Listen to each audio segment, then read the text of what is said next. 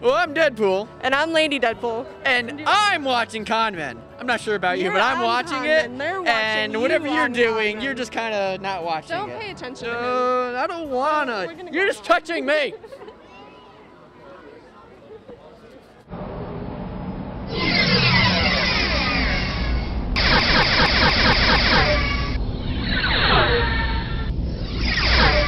Con Men, delivering the convention to you, featuring fresh viewpoints from artists, authors, and creators of all kinds. Con Men. Mitch, what can you tell us? Well, I'm going to peer into the future. I'm going to use my psychic mutant abilities of fortune telling and tell you that this empty room in a mere 72 hours will transform into a gathering of geeks, freaks, fans.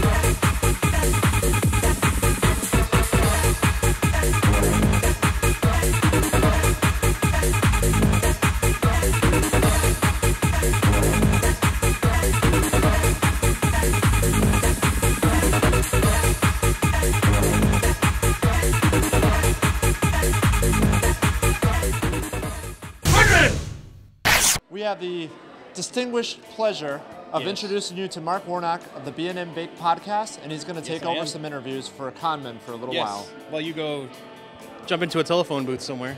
There you are, sir. Good luck. Thank you. Godspeed. Thank you. Felt like a silver bullet. All right, so I'm here. I'm on Leo and Joe's show. This is cool. Let's go interview some people and see some cool stuff. Cooler stuff than they usually show you.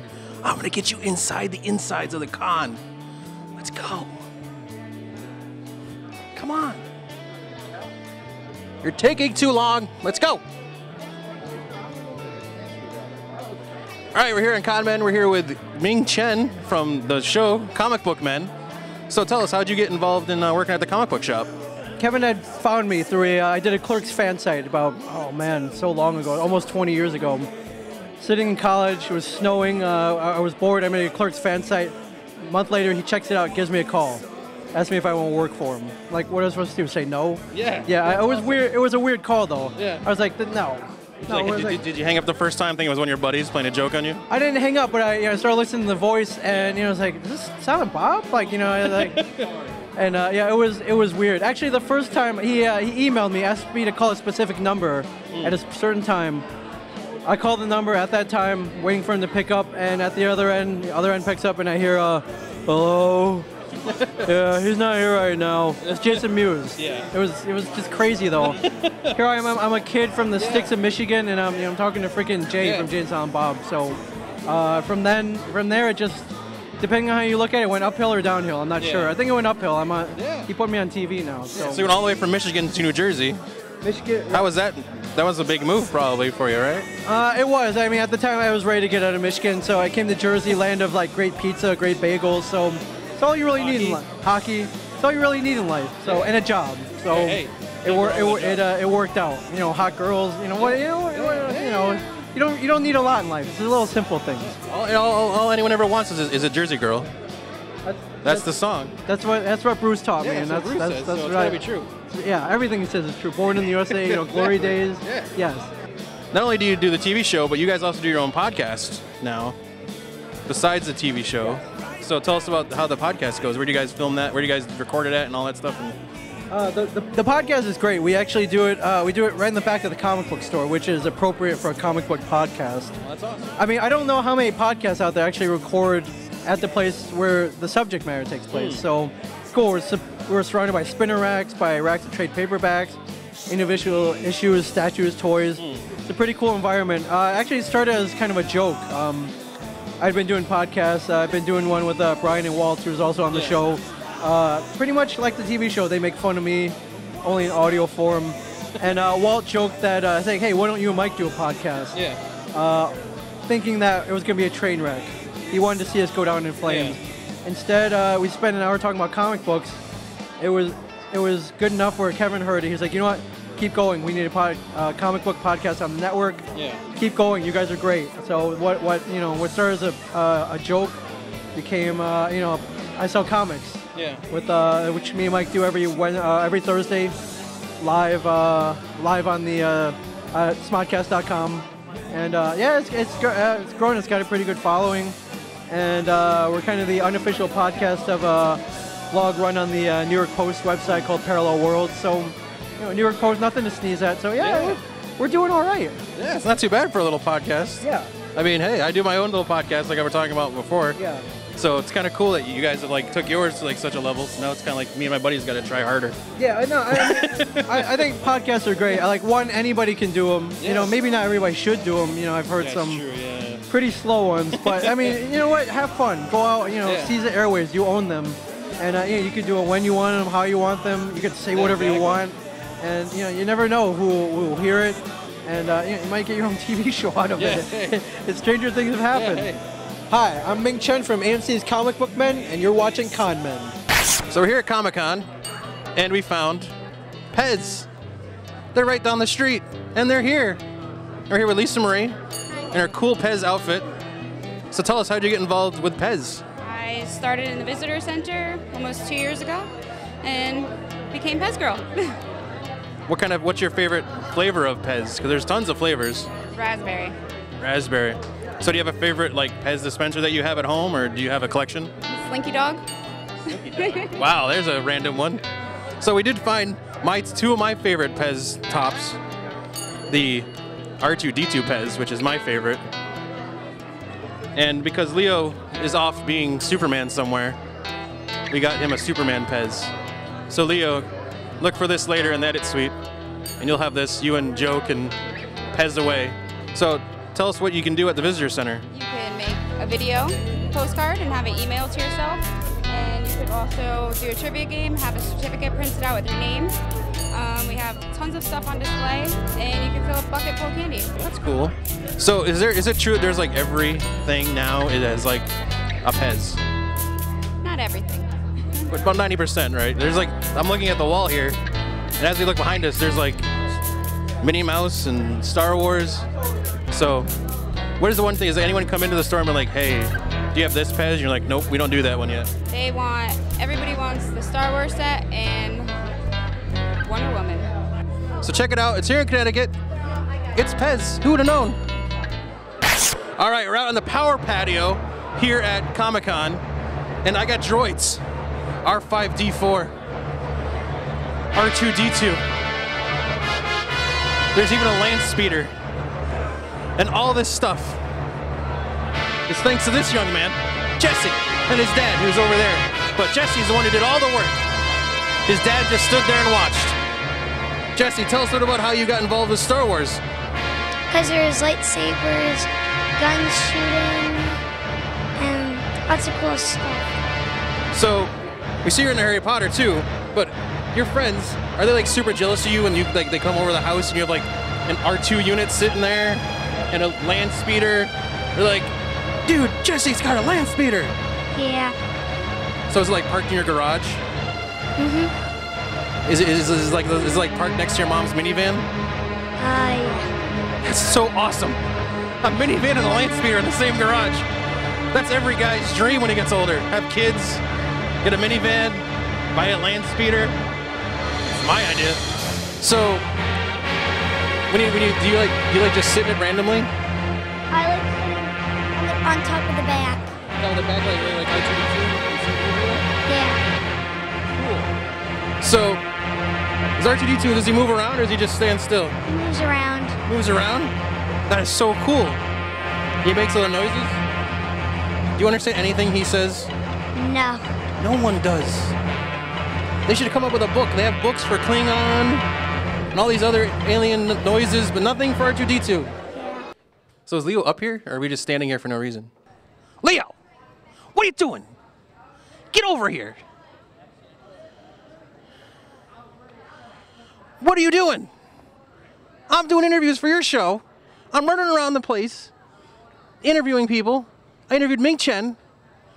I interviewed Deadpool and Lady Deadpool. I interviewed a kid who built a land speeder and an R2-D2 unit.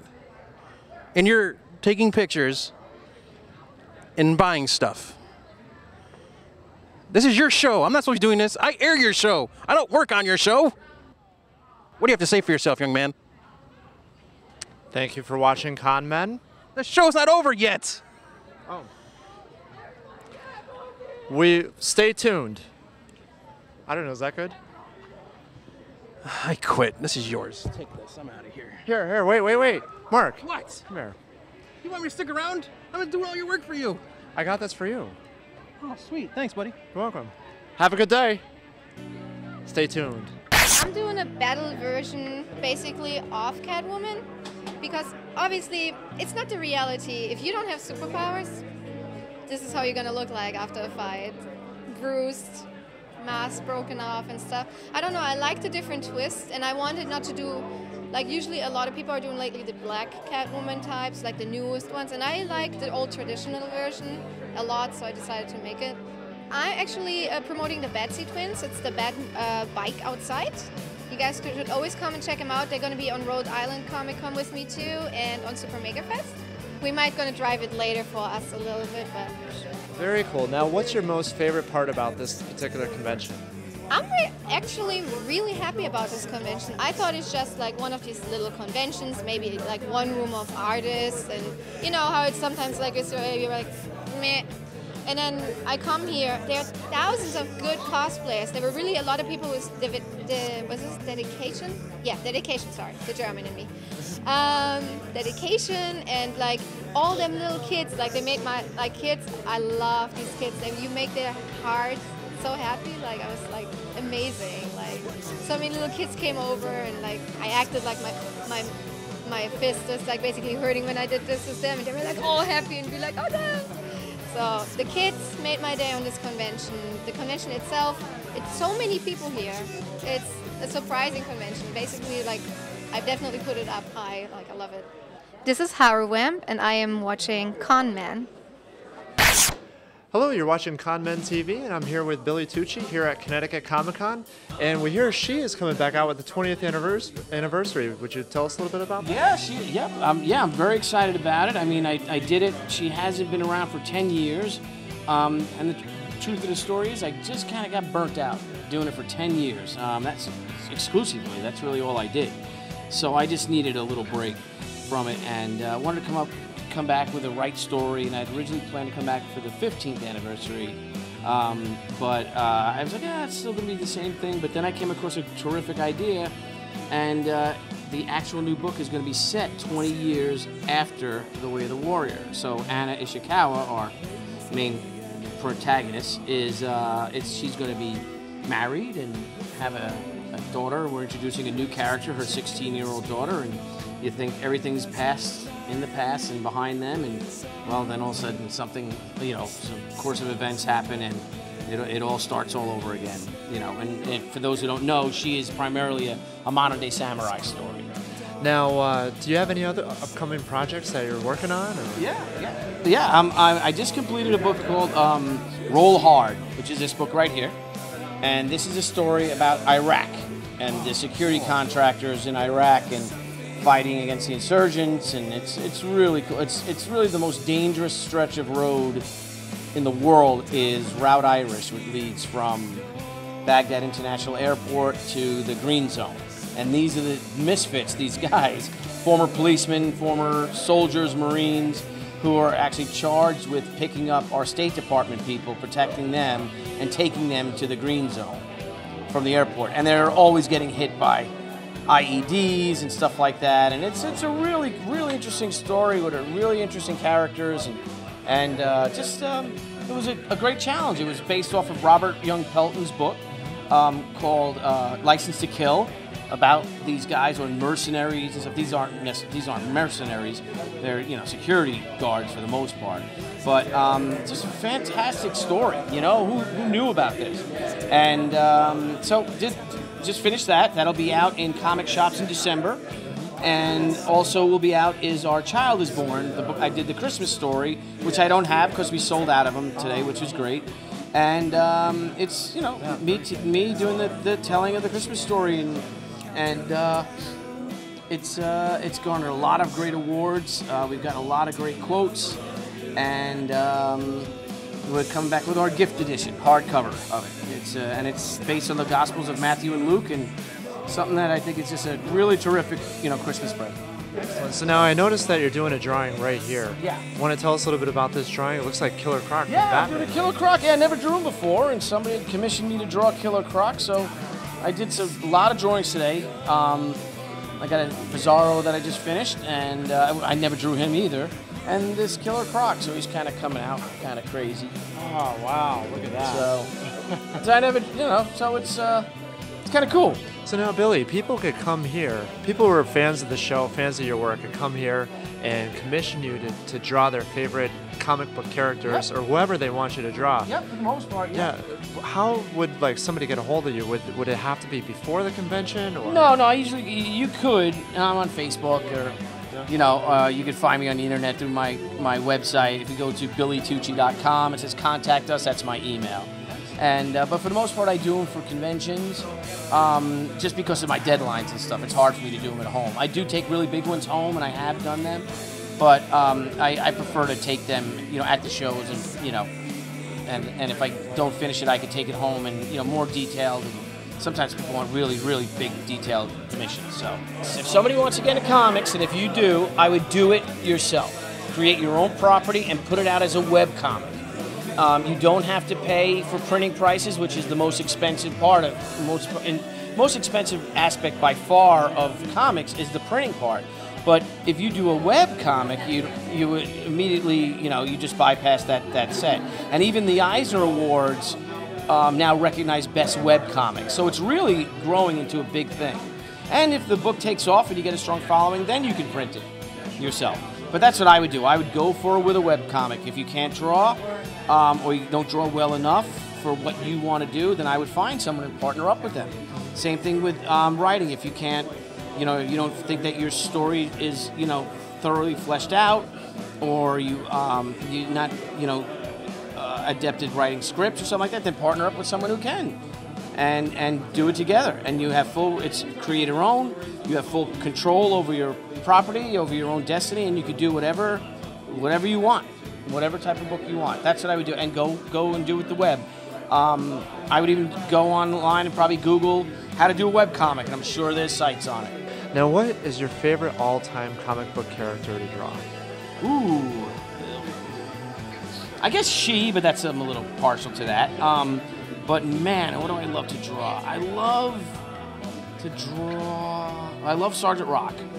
But I love drawing Black Cat. I love drawing Catwoman, Rocketeer. Rocketeer is my favorite character of all time. I love the Rocketeer. That is Rocketeer. Oh, Rocketeer! Look at that right there. Pull that helmet.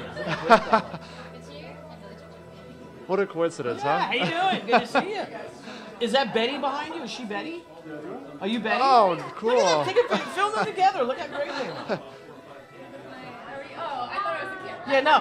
Hello, my name is Billy Tucci, and you are watching Con Men. Stay tuned. More great comic book action coming up next. Booyah. Hi, my name is Nick Wolf, and I'm cosplaying as Cliff Secord, the Rocketeer. And this is my friend Christy. Hi, I'm Betty Page from The Rocketeer. This is the first time I ever had a beautiful and gorgeous and stunning Betty Page by my side. So, if anything, everybody stopped to take photos of us just to see you. I did, however, make this rocket. This is made out of, believe it or not, toilet brush holders, reflectors, and soap containers. It's the oddest thing I know, but it kind of works. And this helmet, this comes from monstersinmotion.com. They sell dozens upon dozens of movie memorabilia. This is made from a white resin plaster mold. This is with, now mind you, this is with all the custom trimmings, weldings, and with the lenses that have been, glued into the sockets with the vents and everything. This costs an arm and a leg, so, that's why this thing is prosthetic, so, I made everything except for the stockings and the shoes and the purse. But it wasn't too hard. It was pretty easy. I was able to put it together with other fabric that I already had from previous cosplays, which is also very handy. So yeah, pretty simple. Fell in love with comics when I was 9 and started drawing. I got 5 brothers. They're all jocks. None of them draw. I'm a twin, and he doesn't draw. He just never read a comic in his life. And so, I joined the Army out of high school, so I got Ford Art School. And then I did construction for 3 years, which every guy did. So I'm 27 years old, still working in the evenings, trying to break into comics. And Marvel came out with the Marvel Trial Contest, which was this book, the size of one of these pages. And it was basically, it had sections you did, whether you wanted to be a writer or a penciler or an inker or colorist. And it was $20. And I thought it was a gimmick to take money from kids. And Marvel was getting bad press at the time. And so I wasn't going to do it. Well, the guy who owned the bookstore, Cliff Biggers, is a friend of mine. And he knows he always knew I wanted to get into comics. He said, look, if you don't do this, you'll hate yourself. And he gave it to me. And I won first place. Out of 19,800 people, most of them kids, because it was a gimmick to take money from kids. And the moral to that story is, you get your opportunity, you take your shot, and you do the best. You be ready for it. So it got me a trip to New York, and they gave me a one-job thing, and then another one-job thing. So for a year and a half, I did Lockheed and did comics in the evening, lived on about 4 hours of sleep a night. And then right about Lockheed was laying off, started doing comics full time. Spider-Man was always my favorite, yeah. And he's sort of, depending on who's writing him, he still is, It is a lot to do with who you're working with. The inker, the colorist, the writer, that's why I stayed on Ultimate Spider-Man so long. It's just because Brian writes such damn good stories, And if I'd have been, even if it was Spider-Man, if I'd have been unhappy with what was going on in the book, I'd have been gone a long time ago. So that's what really makes the difference for me nowadays. But I still have a soft spot in my heart for Spider-Man. Now, how did you feel about the whole relationship with Mary Jane and Peter Parker, getting married and then broken up? Yeah, well, there's a big argument about aging the characters. A lot of fanboys, no offense to anybody, I'm a fanboy too. Their idea is, yeah, we got to age him, we got to keep him current, we got to do this, that, and the other thing. And they took Peter Parker out of high school, into college, and out of college within like 4 years or something like that. And the coolest thing about Ultimate Spider-Man was we kept him 16 years old I was on the book for 5.5 years. And he's still staying, well, now he's dead, but he was 16. And nobody ever went, wait a minute, he's been in high school for 5.5 years. We just told stories about a 16-year-old. All that other nonsense went away, We kept the core of what I think the most interesting thing about the characters, this awkward kid dealing with superpowers. I'm actually getting a little bit of a hankering to do Spider-Man again. So, I sort of put a bug in a few people's ears that, I love drawing the Kingpin, and Kingpin is really interesting. The Vulture's fun to draw. The idiosyncratic character is always kind of fun to draw. This is what is called a con sketch. Somebody comes in and they say they'd like a Spider-Man, or this is actually the only Spider-Man I've done today. I've done Black Cats, and I've done Wolverine, and I've done Batman. And you give me a few bucks, and I do this, and you get it back. I don't do commissions out of the house. When I'm home, I'm working on my comic stuff. Right. So. Right. But these are special for at the convention, so you have to be here in order to get one of those. You have to be here. That's right. And you have to be patient, and you have to get here early usually, because usually I get a list that takes a while to get done. Hi, I'm Mark Bagley, and you are watching Con Men. So we're here at Connecticut ComiCON, and I'm here with Mr. T.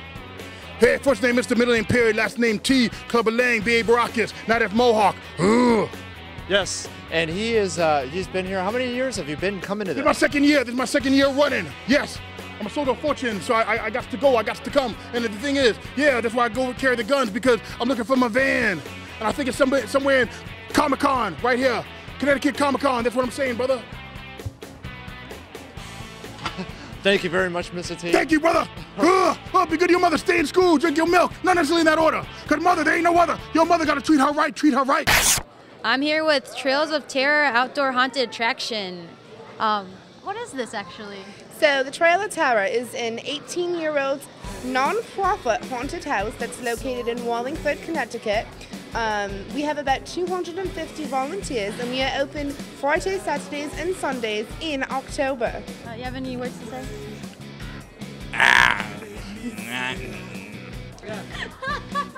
No, I don't want to.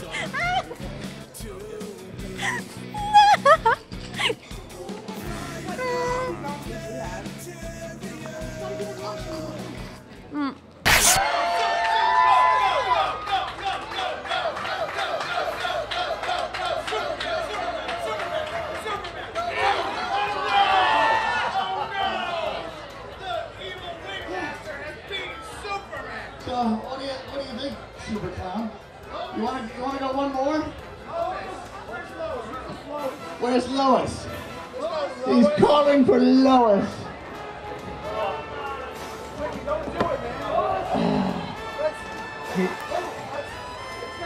Oh no, she's Lois. What? Lois, what are you doing? It's Wait a minute. She took Wiggy's kryptonite cocktail. I had counted on that.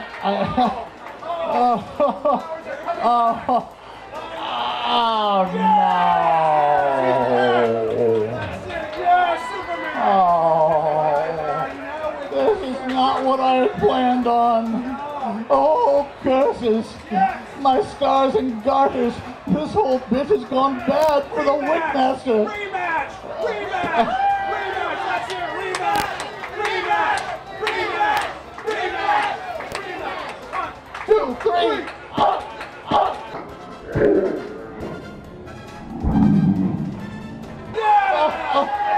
One more time! One more time! Please, Superman, please!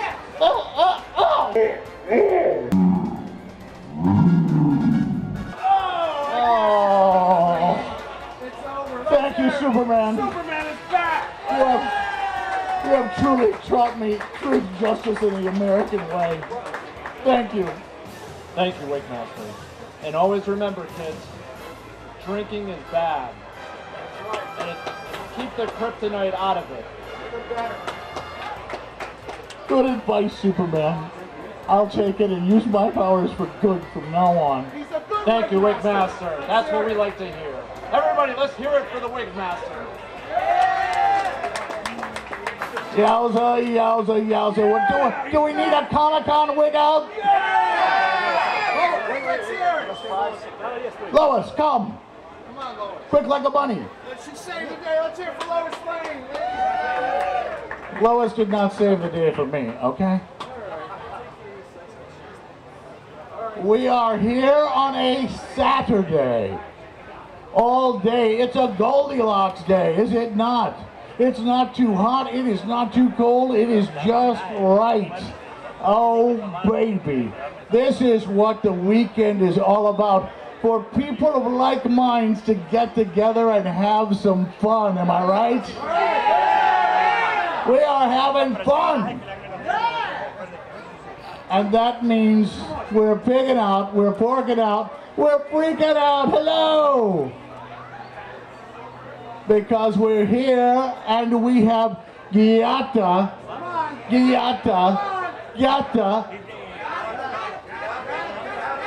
Come on, let's hear it. Let's hear it. Get in the moment. Become one with this group. You Giata. You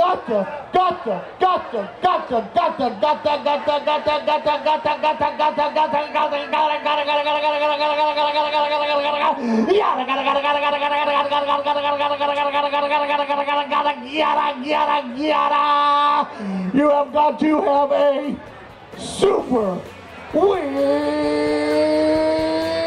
out. We're always looking for new and talented individuals. If you would like to be a part of ConMen, please send us your original documented convention experience through artwork, filming, photography, and writing. Hey!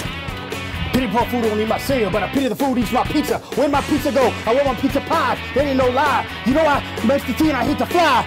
Where my pizza at? I smell chicken. Where my pizza at? Thank you for watching ConMen.